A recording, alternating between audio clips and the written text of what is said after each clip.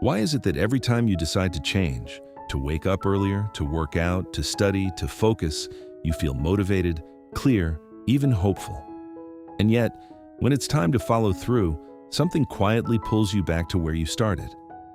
Why do you know exactly what you should be doing, understand what matters, and still choose distraction, delay, avoidance, only to lie awake at night feeling frustrated, guilty, wondering why you can't seem to be stronger?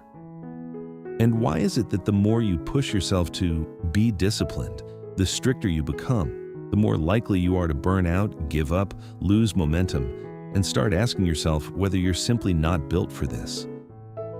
If any of that feels familiar, then this isn't about telling you to try harder, and it's not about accusing you of lacking willpower. Today we're looking at something rarely understood. Maybe the problem was never that you weren't disciplined enough. Maybe the problem is that you've been using the wrong method to fight a brain that was never designed to cooperate with force. And maybe real, sustainable discipline isn't built through pressure, but through design.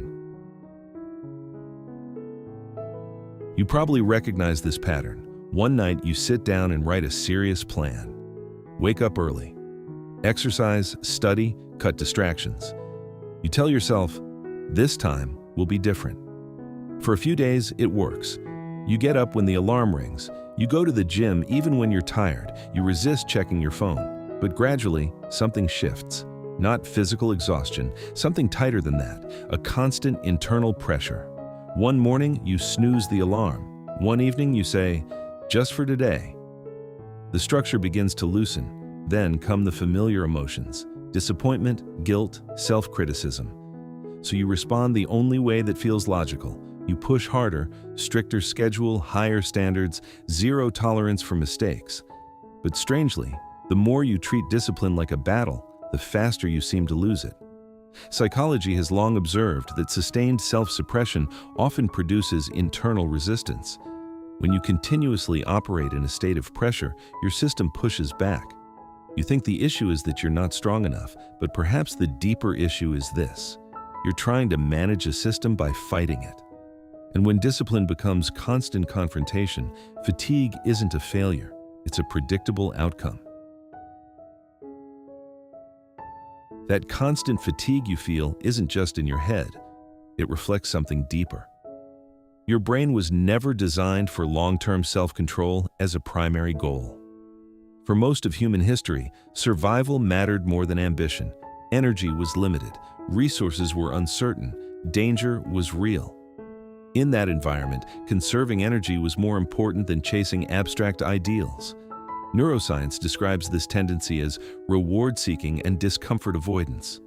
Your brain naturally prioritizes reducing immediate discomfort over pursuing distant rewards. When an action delivers quick gratification, scrolling, watching videos, lying down, even small, effortless stimulation, your dopamine system activates almost instantly. But exercising, studying, deep work, these require sustained effort, delayed payoff, and carry the possibility of failure. To your brain, they are not urgent, they are costly. There's another concept known as cognitive ease. Your mind consistently chooses the path of least resistance. The more effort something requires, the more likely it is to be postponed. So when you stay on the couch instead of going to the gym, you're not suddenly becoming lazy. Your nervous system is simply running an ancient program: preserve energy, reduce discomfort.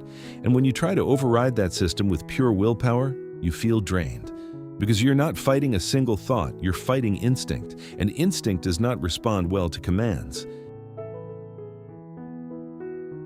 If instinct resists force, then perhaps the issue isn't control, but structure. Consider something simple. You decide to cut down on phone use, but your phone sits on your desk. Notifications light up. Apps are colorful and immediately accessible. In that setting, every moment of restraint requires effort. Now, imagine something slightly different. The phone is placed in a drawer. Notifications are turned off. Your desk holds only your laptop and a book. You are the same person, but your behavior changes. Behavioral science calls this choice architecture. Human behavior is strongly shaped by what is visible, accessible, and frictionless. We rarely make purely rational decisions. We respond to what's easiest in the moment. When distractions are more convenient than meaningful work, you don't need a conscious decision to drift. It simply happens. But when the productive action is clearer, simpler, and requires less friction, your brain follows that path instead. Discipline, then, is not primarily a moral trait. It's a structural outcome. The more you rely on willpower, the more you remain in conflict with instinct. But when you begin adjusting your environment, the right behavior stops feeling like a fight. You haven't become stronger, you've simply made the path smoother. Once the structure changes, something else becomes clear. Action doesn't always begin with motivation. You may believe you need to feel ready before you can be consistent.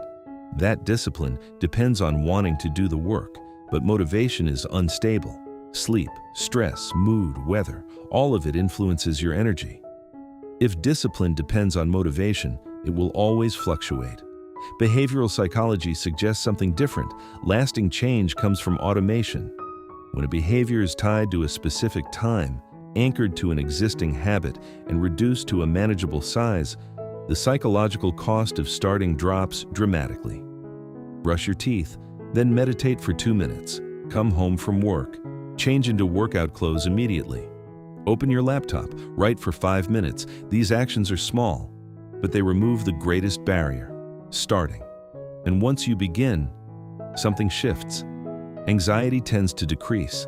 A sense of control rises. Your brain begins forming a new loop, action to completion to subtle reward. That cycle is far more reliable than bursts of enthusiasm. Discipline no longer feels like daily combat.